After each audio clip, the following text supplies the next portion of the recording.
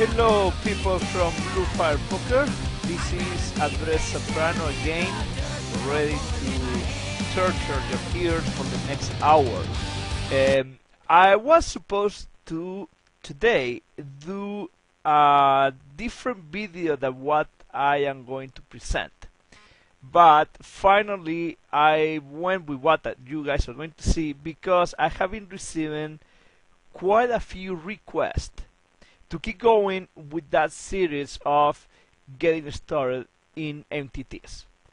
We cover from basic tools that we should use to more advanced tools that not much people uses, like the case of the full equity calculator, which is funny because in the last week I have been talking about how to use that with a bunch of players who have been grinding for years, and it was surprising to me that they were not familiar with that. We also cover vendor management and how it affects the size of the field that we play and the type of tournaments that we play, how it should affect our decision on what guidelines to follow regarding vendor management. And we also cover some suggestions I had to things that we should study in order to work in our game. What are we going to do to cover today is how many tables should we play, and that will be related to, in my opinion, how good your autopilot game is.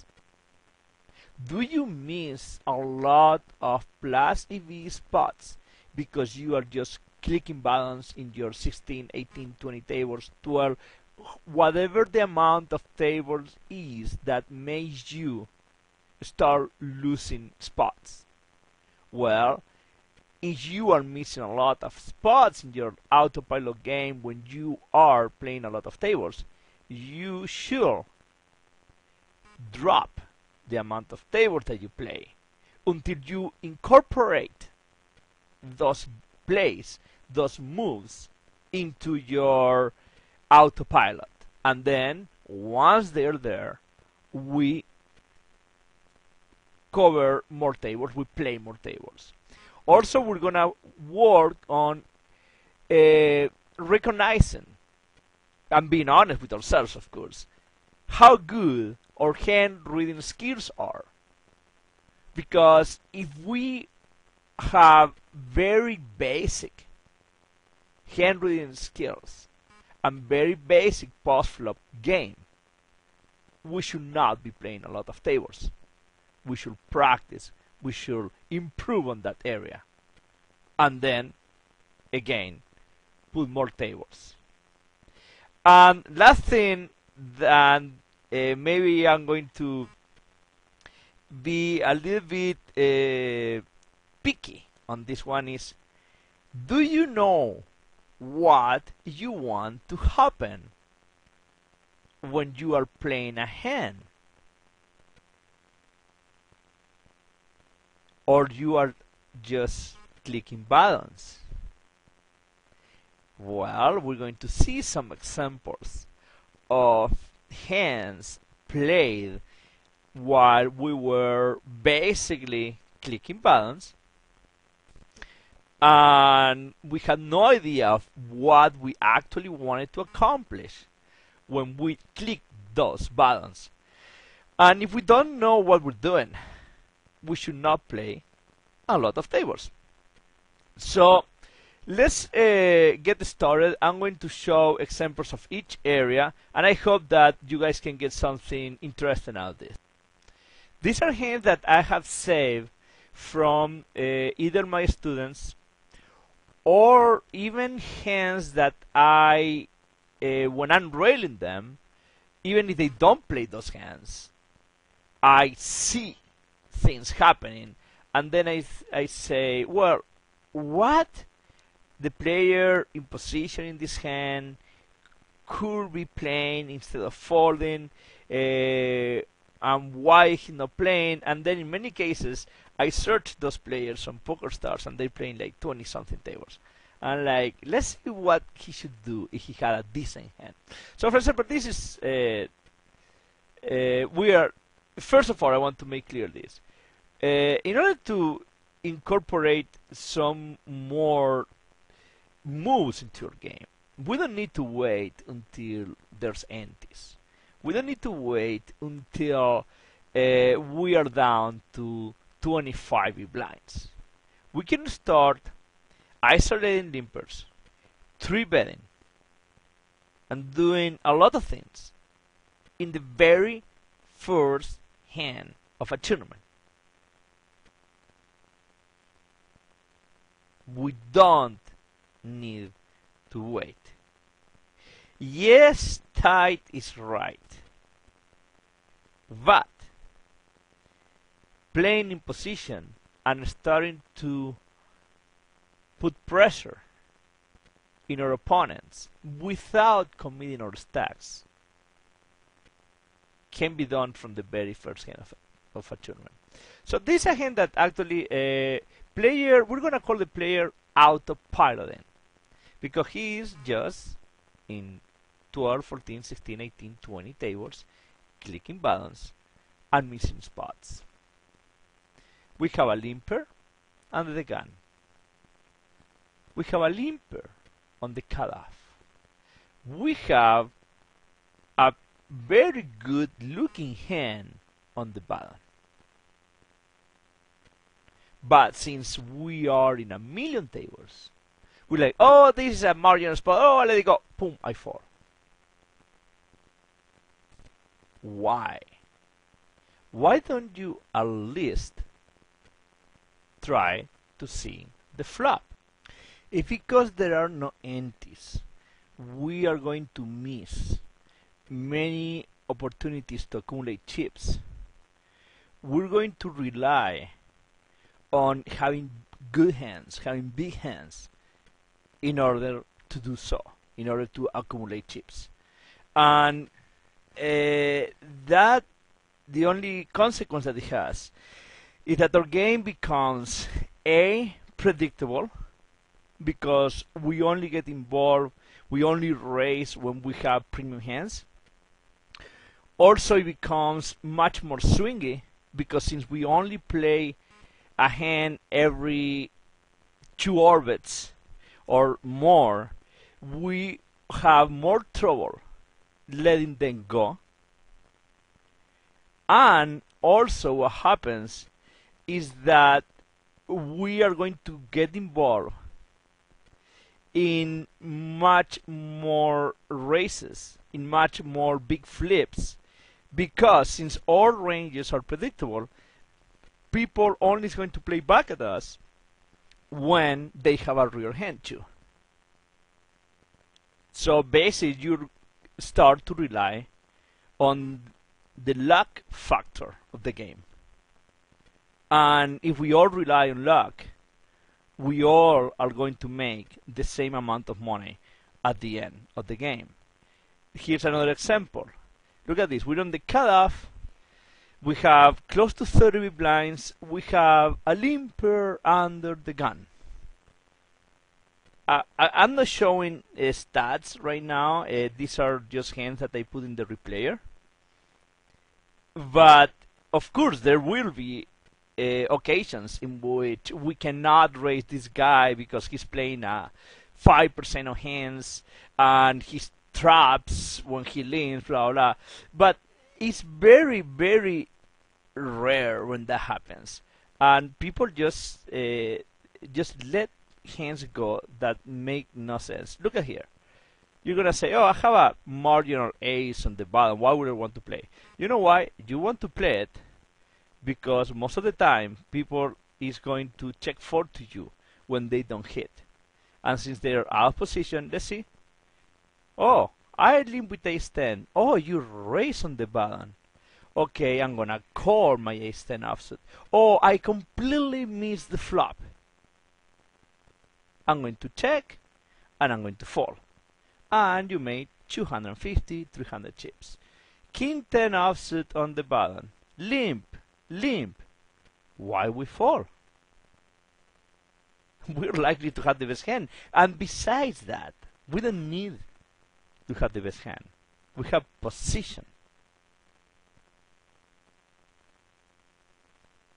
Ace-9, limper. We have 133 big blinds. There are empties.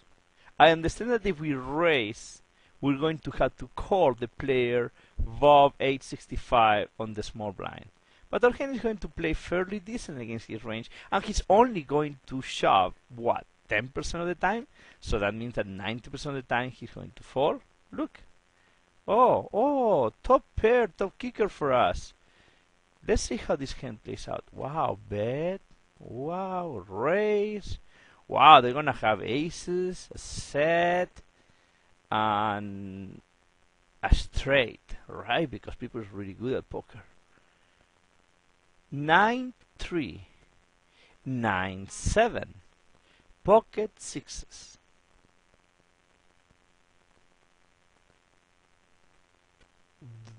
How much money could we have made in this hand, considering that Clever is incapable of folding top pair no kicker?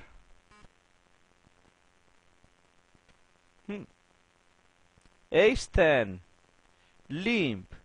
Oh, wow, I am sure he's limping with aces. I'm going to fold my ace-10 in position. Let's see, 4-8-8, check, check. Now the guy with aces is going to bet, of course, because he was trapping. Oh, no, he checks. Check, check, check. Check, check, check. Queen 3, 5-6, King 5, offsuit. Who would have won those chips? Autopiloting player on the button, or the cutoff. Queen 9 suited. Folded to me on the button. Oh, but I have 25 tables open. I can't pay attention to that. I just need to wait for, I don't know, King Queen suited at least to raise that. Why? Why don't you make those 330 chips? Why don't you take them? King 8 suited, limp, limp. Oh, I had the best position at the table. I'm going to fall because I don't have King Queen suited. That, my friends, is not a way to make a lot of chips. We have to start accumulating right away. 25, 50 level, no empties, limp. Why don't we isolate? Oh, they fall. So he didn't have aces. King Jack offset. Where are we? On the button. Why don't we raise? Oh, they fall. 6, 7 suited. Oh, but there's no empties. I have 7 high. Oh, he calls me. Wow. He checks and he falls. It doesn't matter that they flop a guy shot and a flush draw. He doesn't know that. I can have 3, 6 of diamonds and he's folding anyways. Because that is what limpers do. They miss 75 to 80% of the flops. They check and they fold to you. King Jack suited, limp, raise, call, bet, fold. Now you say, oh, you had top pair and a good kicker. Does he know that? No, he doesn't. King Jack offset. Oh, wow. I'm sure Andres has 6, 7 of clubs. No. 300 chips, 225 chips for my stack.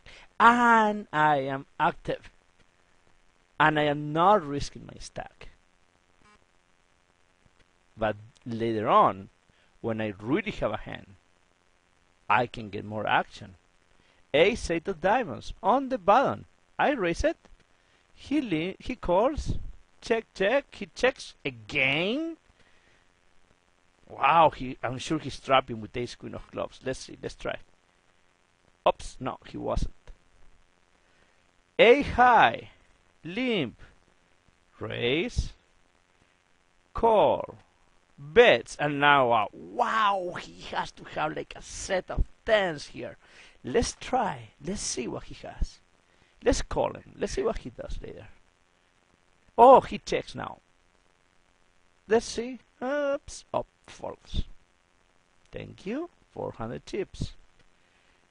10 8 of clubs. Limp, limp. There's 210 chips in the pot.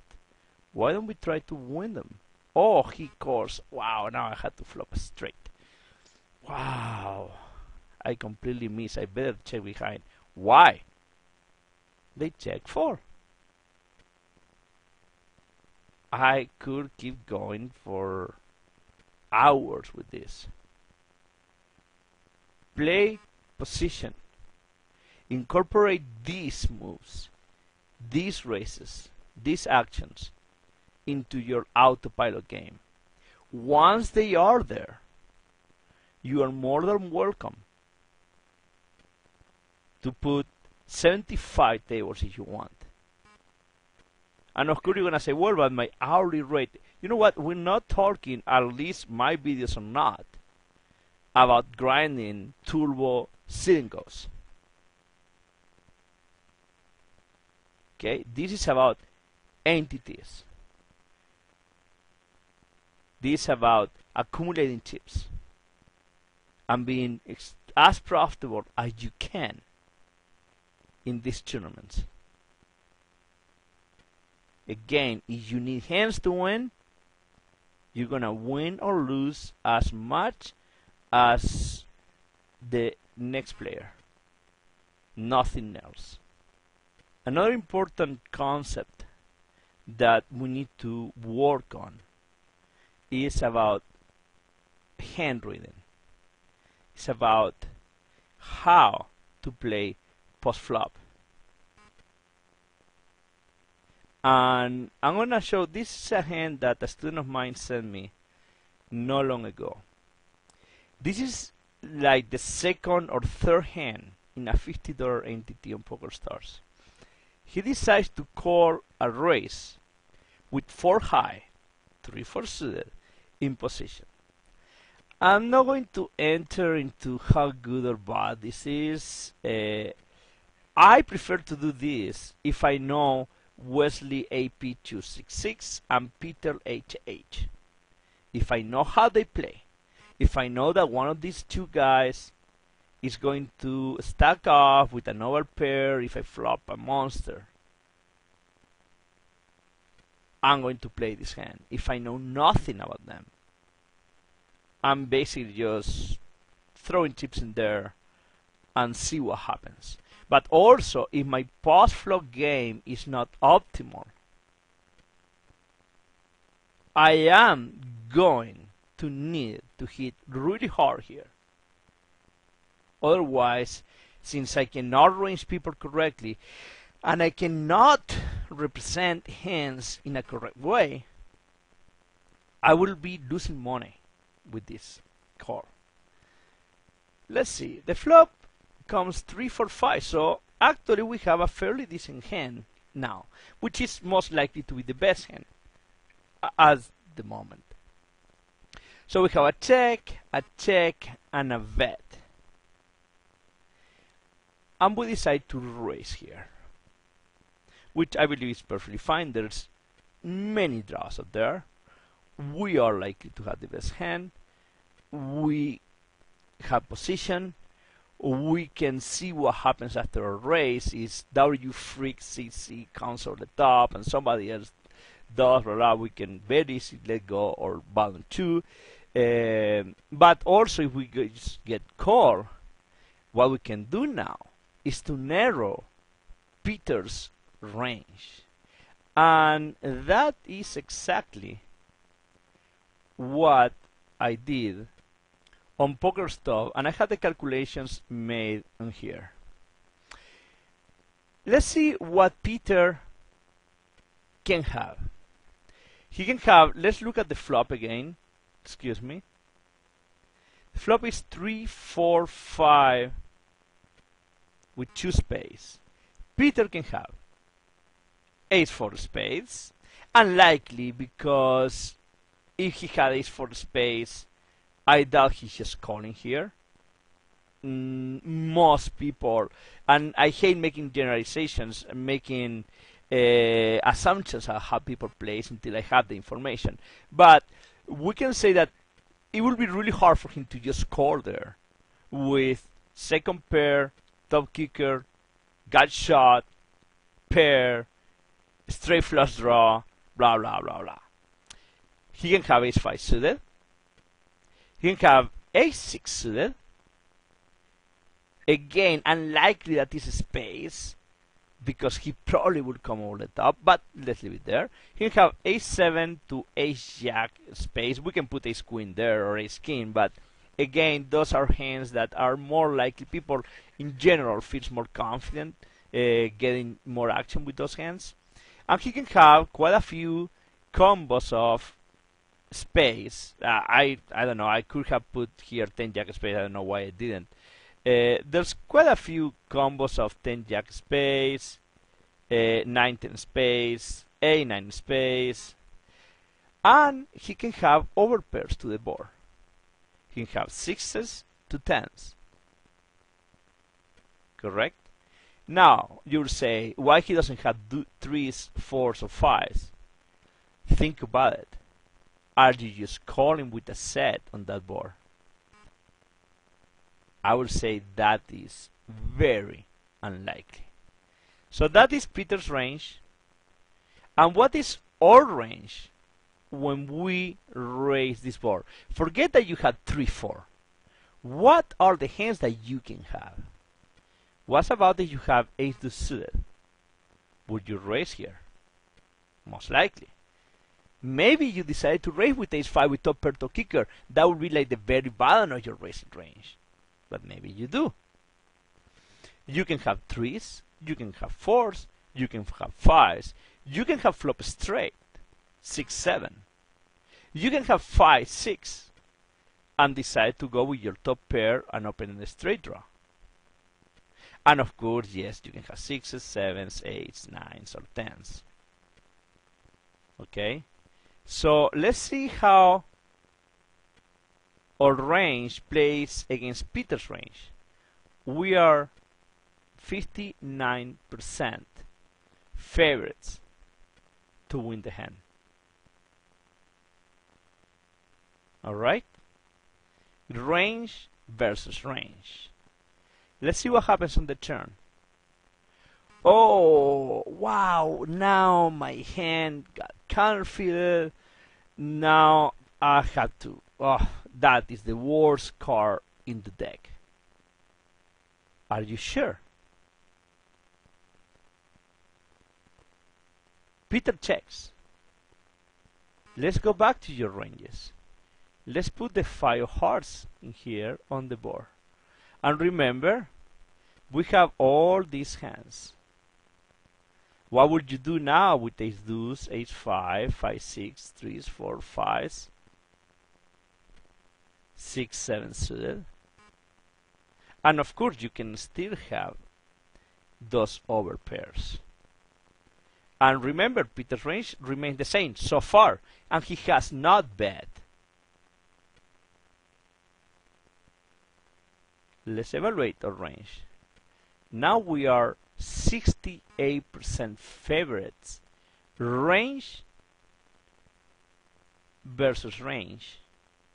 We are huge favorites, because what we represent when we raise this board is not just what we have, it's what we can't have.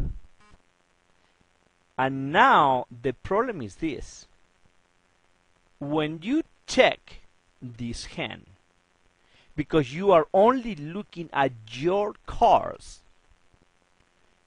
this is your problem. That your 3-4 suited is only has only 26.8% equity against Peter's range. So you are giving up on the hand when you could have represented a lot of hands, a lot of different ones. And now you can say, well, but maybe Peter check raises. Okay, try it at least. Are you sure he's going to check raise? Would it make sense for him to have 3s, 4s, or 5s? Why he just called on the flop? Why? The only hand you should be worried here, you could be, is ace-5 suited. Everything else on his range. If he doesn't have ace-5 here, if we eliminate 5 from his range, oops, I did something wrong. If we eliminate 5s from his range, now I'm not going to do it again, but if he doesn't have a 5, he's pretty much, he has to give up on this hand. He has to give up, even if he has a draw. Especially if he has a draw. He has to give up now. If you bet $600-700 into this pot, and you're winning the hand. But also, if he was on a draw, there are so many river cards that you are not going to like, that you are basically giving up here. This is one of those, because there's a lot of ace-high flush draws on his range. Quite a few. He checks, we check. He has 8s. Can Peter really call $600 or $700 on the turn with 8s? We will have to see that. Another problem that I find a lot of tournament players have when they're autopiloting is that since they only look at their hands, they're absolutely unaware of things like position. And position, like Tommy Danger says, is like saying that position important in poker. It's like saying that altitude is important when flying, or that water is important when swimming. Position is everything. So let's look at the hand. Pocket 5s. Oh, I'm going to raise. Actually, I had this hand on Hold'em Manager, and here's what happens.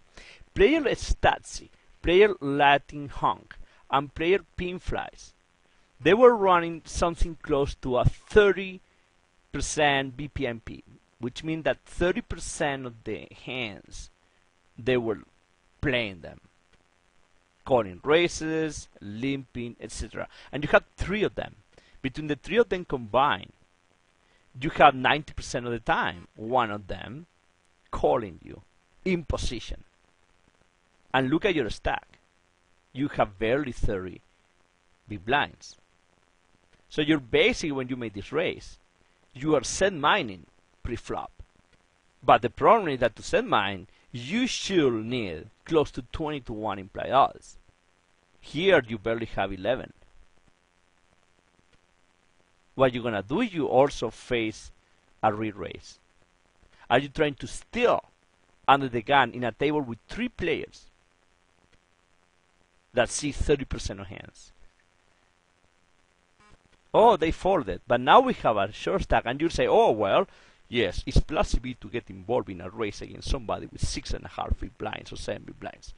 Yes, because I read that you can never pass a plus CB situation when you play tournaments, blah, blah, blah, blah, blah. Well, let's put this guy in a range. Let's see how our 5s, let's see if he has any pair, any Broadway, any ace.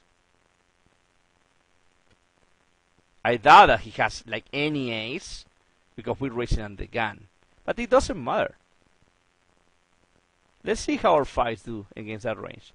Wow, we're flipping. Wow, we're ahead. 51%. Whew, viva. Fantastic.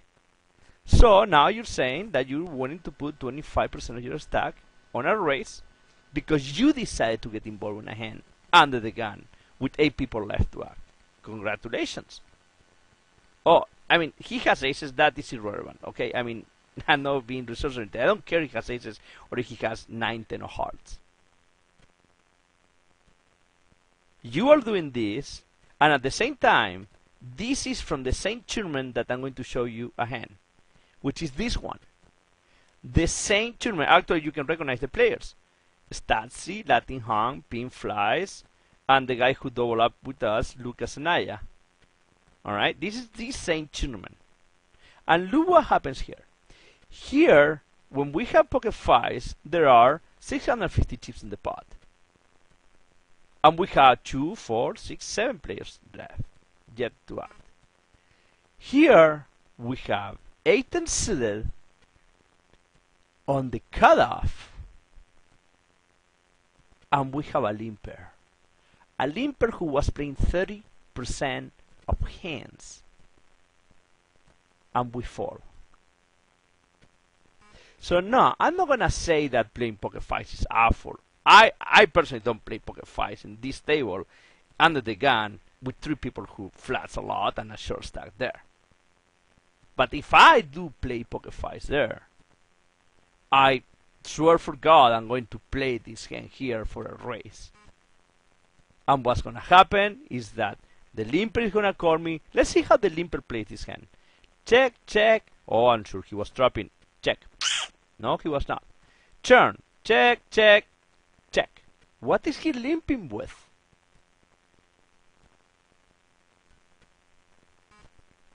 Would he have won this hand against you?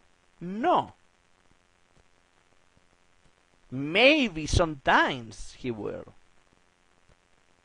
But the problem here is that you are passing a spot where you can make more money against fewer people with a hand that plays good and having position, but then you decide to risk chips under the gun with pocket fives. That doesn't make sense if you are the same player. Another problem related with hand reading skills. We have John Doe racing with King Jack, offsuit, middle position, and he gets called by the big blind. Flop comes 4, 4, 6 with 2 hearts, goes check, check. John Doe hits top pair, second kicker on the turn, is checked to him, and he bets and gets called. Let's see what is calling John Doe. Playing the big blind he can have a 4, why not? He can have a lot of suited 4s because he was a mean race and he decided to take the flop. He can have ace 4 too. He can have 6, 7 suited. He can have 5, 6 suited. He can have a6 and decide to just call here. a6 suited, a6 offsuit. He has some pocket pairs, 7s, 8s, 9s, maybe even 10s. I don't know. Probably. He could have 5s. Of course, he could have 6s and be trapping you. He can have 5 7s. 5 7, why not? He can have some jacks, 10 jack, queen jack, suited, offsuit, even king jack too. I'm proceeding with caution. And he can have a lot of flush draws. Ace 7, ace 8, ace 9, ace 10 of hearts. Of course, he can have king 10 of hearts. He can have king jack of hearts is very unlikely because he would probably raise you here. But just for the sake of it, let's put it there. He can have king queen of hearts, queen 10 of hearts, jack 9 of hearts, 9 10 of hearts. We can keep putting hearts there, hearts combination, a lot of them, it doesn't really matter. King 9 of hearts, blah blah blah blah. And the board is 4 of hearts, 6 of hearts, 4 of spades, a jack of diamonds. Alright? We are a huge favorite against his range. But let's see what happens on the river. The river brings an ace and he checks. Now, do you want to value bet this river?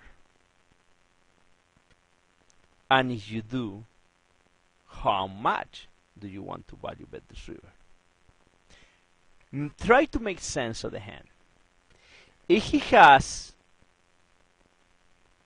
a misdraw, he's not gonna pay you. Correct? Any of these hands, none of these hands are going to pay you. If he has a pair that are not sixes, of course, because now he's going to not pay you, he's going to check raise you. Okay? But he has a pair like fives, sevens, eights, nines, tens, and you want to extract value here. He's not going to pay you much. He's going to pay you a little bit. And one concept that I don't know if it's how often it's used. It's something that I like to say every time I have a hand like this post flop, play post flop, is that, in my opinion, maximum value is not like just stack off the other guy. Maximum value is the maximum amount of chips that you can extract from your opponent. Maybe it's only 100 chips into this $2,000 spot. If that is the maximum value, you should go for it. So, he's gonna have fours on his range still. He's gonna have some jacks. And he's gonna have a lot of suited aces that got there on the river. So what would be a bet if you are going to bet? What would be a bet that you want to make, assuming that now on the river the ace of spades came,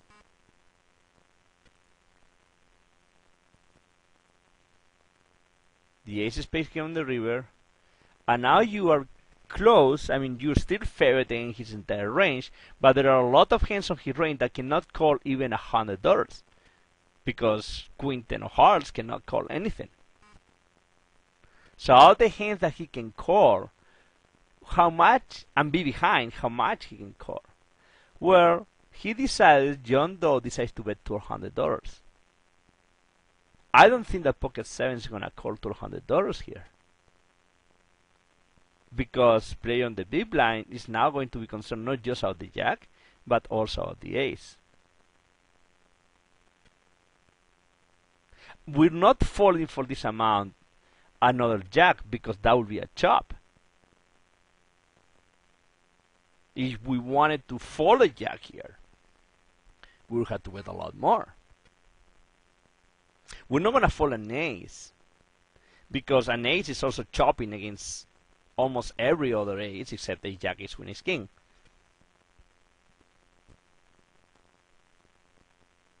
So we're not folding an ace. So are we betting for value? Value against what? What is going to call you that you beat when you bet $200 into this pot? Nothing that you beat. Again, I don't know if in this hand I want to bet for value, but if I do, what I know is that that amount is incorrect. It's not good. I get called. Well, ace, 7 of hearts, which makes perfect sense for his range. But of course he was not calling me with pocket sevens. So that is an incorrect bet. You need to work on that. How much you bet. What do you think people has? How they got there?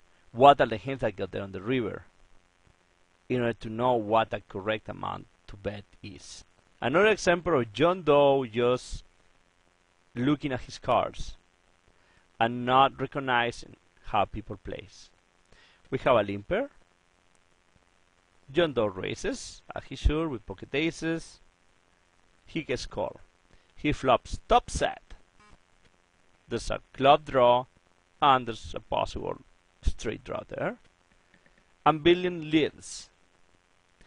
John Doe apparently had reason billion that he told me he just doesn't fall a draw.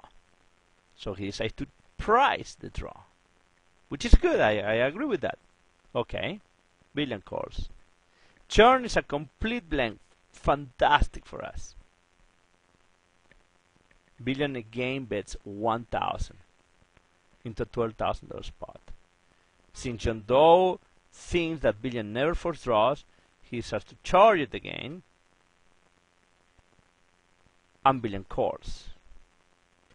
Now the pot is $27,000, and now an extremely passive Billion who limp pre-flop, lead for minimum amounts and call twice. Now he shoves. What Billion has here? Think about it. Try to really think hard. Now you can say, well, he had nines, he had kings. Do you think he's gonna play kings that way? Do you think he's gonna play a set of nines that way? Just leading on the flop and calling, leading on the turn for minimum amounts and calling. This Billion only has a flush. And now you can say, well, but we had to put more hands on. We need to see, because I read on a poker forum that they can have air on their range sometimes. What? This guy doesn't even know what a poker forum is.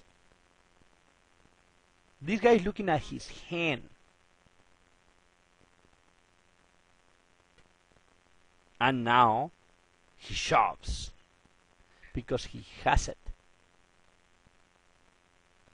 Not because he's trying to rep something, because he read on the high stakes forum on 2+2 or on Pocket Fives. No way in hell.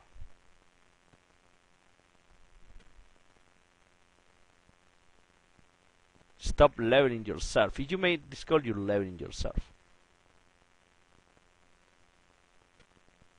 In the last part of the video, we're going to talk about if you know what you want to happen when you play a hand. Again, if you want to play a lot of tables, if you want to be a sick grinder in MTTs, you want to be a legend, you need to know how to play a little bit. You need to know, again, about how to extract, how to recognize plus EV situations in which you can tip up, improving your autopilot game. You need to know how to play post-flop at least a little bit. One really good exercise that I recommend to all the people that ever works with me is to go play micro-limit cash tables, if possible deep stack ones, 200 big blinds deep, and play 3, 4, 5, 6,000 hands with 200 big blinds deep. And you will recognize a lot of situations. You will learn things at post-flop play. And since the vast majority of tournament players have fundamental leaks on their post-flop game, if you work a little bit on that, your expectations are going to bloom. So that could be a really good exercise. And of course, watch the X and Cash game videos that you have here on Blue Fire. Like, we have some of the best people in the world. So you should do that and learn a little bit about post-flop play. But again, last thing I want to talk about is you know what you want to happen when you play a hand. And we're gonna call our next player, what the F am I doing? Because that's exactly how he plays poker. He has no idea of what he is doing. He's clicking buttons. Our player, there's a limp, a 4x, a call. And our player, because he's really good at poker, decides to pretty much mean re-raise out of position with 9-10 offset. Now you're gonna say, wow, that is awful. Yes, it's awful. But a great majority of people who send me hand histories does stuff like this. They will do it here even with a hand like ace queen offset, ace king offset, which of course a hand I want to play. But do I want to min re-raise to have a 3-4 way pot out of position with ace high? Try to make a little bit of sense. How in hell, with any hand in the world, would you min re-raise here out of position in what is going to be a 4-way pot? Now he flops button 2, he bets, he gets away with it, and since poker is a game in which unfortunately sometimes we play A4 and we win, maybe he's right now patting his back. Oh, I'm really good at poker. Look at this, how aggressive I am. This is A4. How can you offer people 5-1 on their money to the arena racer, and now 6-1 on his money on the guy on the button? How can you be so bad at this game? A lot of people does this. Do you recognize yourself? If you do, stop doing it. Now, our friend, what the F am I doing? Is on the small blind with 4-6 offset. And what he faces? A raise. Now you will say, well, but I'm an aggressive guy because I read poker forums. I want to take control of the table and I want to re-raise this. Good. Do it. Re-raise whatever you want. I don't care what you have.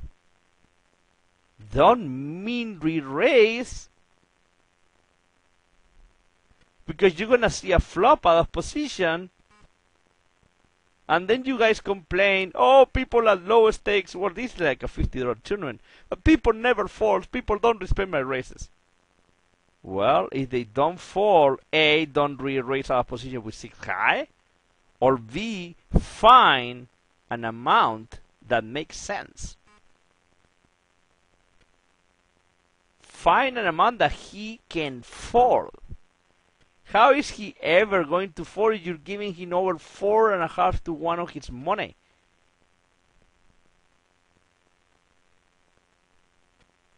I don't care what happens post flop.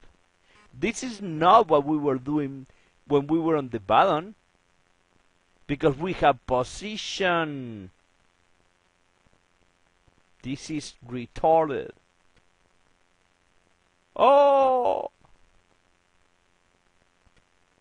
Thank you for the free chips.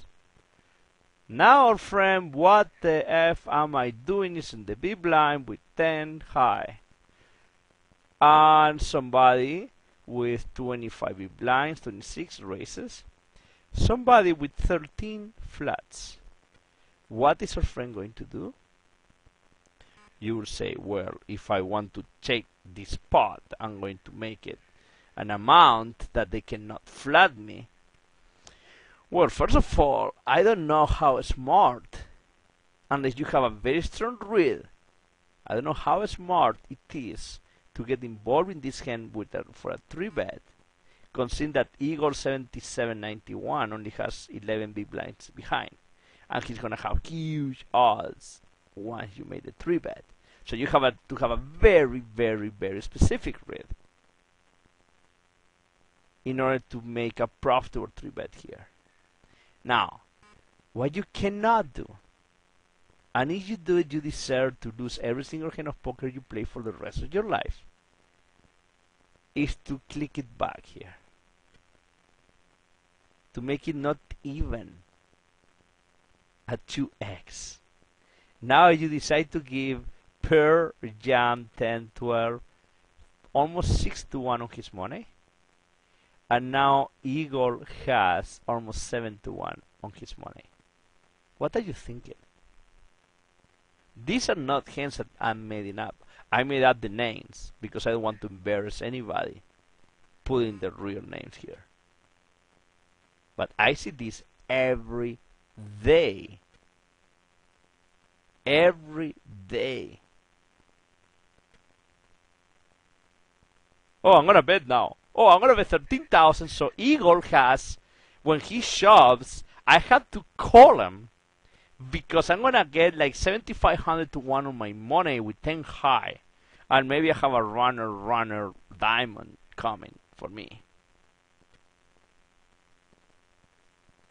Unfortunately for you, this guy shoves, so the other guy shoves too, and you can get away and don't suffer the humiliation of having to call eagle if he shoves, having to call 5,000 to what will be like a $65,000, $70,000 spot. Last hand of our friend What the F Am I Doing decided to play in the session today. Thank God we're not gonna see more hands from him, because I feel like pulling my eyes off, like sticking forks on my eyes watching these things.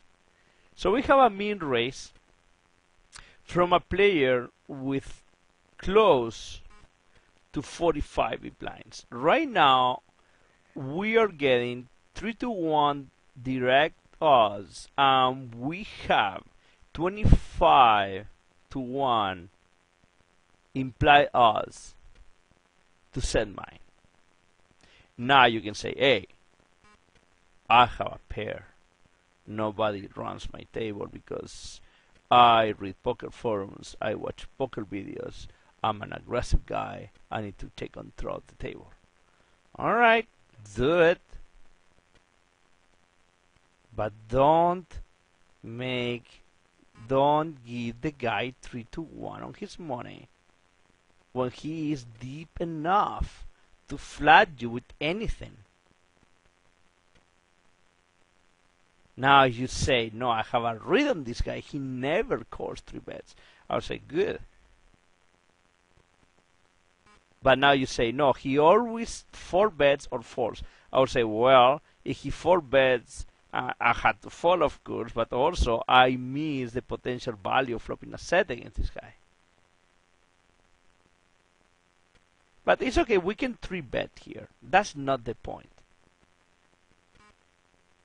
The point is that we cannot get fancy out of position with hands that we really don't want to see a flop with if we are building the pot. Oh, I flop an open-ended. I bet. Oops, he calls. Now comes a king. I'm going to represent an ace king, baby. He bets a ridiculous amount. I raise. He calls. Now, what at this point could have been probably an $8,000 spot, $10,000 spot, $12,000 spot, is a $60,000 spot. This game was played in the 10 rebuy on Poker Stars a week ago, playing I believe for like $13,000 with close to 60 people left or something like that. And we start the hand, let's go back, we start the hand with 70 big blinds. Oh, straight on the river. Woo! I shove. Now, my first question was, what do you put him on? Well, diamonds. Okay, so is he gonna call your shove? Dummy. He has ace-10 of diamonds, he's gonna fall now. So why would you shove? He has a9, king-10 of diamonds. Maybe he's a hero, he can call you with king-10. But why would you shove, first of all? And second, now you deserve what happens to you. You deserve it. For having no idea, saying that he deserved somebody to have Jack Queen here. Just so he stops patting his back when he wins hands that he played awful. Like really bad. Like this is horrible. So, how many tables you want to play? You want to play as many tables as you can, as long as you can extract every single or most possible plus EV situations that arise at your tables. You want to be able to recognize who's limping, who's not, who limp folds, who limp calls, and be able to exploit them so you don't rely on big hands to accumulate chips. You also, since you're going to start seeing more flops, you want to work on your post-flop game. You want to have an idea of what to do post-flop. And you want to have a clue of what you want to happen on a hand when you decide to put chips in the middle. Do you want to get called? Do you not want to get called? Do you want to see a flop? Or you do not?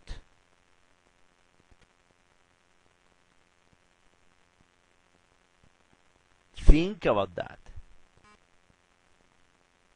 And also, if you're gonna make moves, know who are you playing against. Pay attention at the way people play. Remember, have ShareScope available. Pay a subscription to ShareScope and see how people at your table plays. Have an idea who they are and work on your game. One thing that I forgot to mention in my first two videos, I did mention, but I didn't put enough emphasis on it, is that Hold'em Manager, one of the wonderful things that it has when we're talking about working on our game is that it basically, you can do great analysis of where do you make money and where do you don't in tournaments, and what are you doing with X amount of chips. Like, what are you doing with 75 to 100 blinds? What are you doing to 100, 150 blinds? What are you doing when you have 15 big blinds? And let's see what I do when I have 15 big blind, with which hands, from 12 to 15 big blind, which hands, and 3-betting on the cutoff or the button,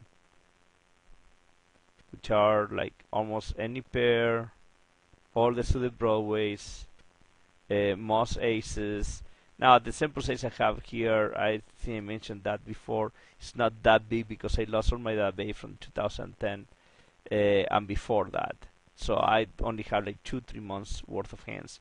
But basically, work on this. We use it in combination with the tools that we studied in the first two videos, and get into it. If you want to grind MTTs, if you want to make money at MTTs, you need to be above the curve. You need to be ahead of the competence. You need to do things that they are not doing. You need to be unpredictable. You need to be able to play post-flop. You need to be able to recognize situations. Okay, this has been an hour. This has been my third video. I hope it was interesting enough.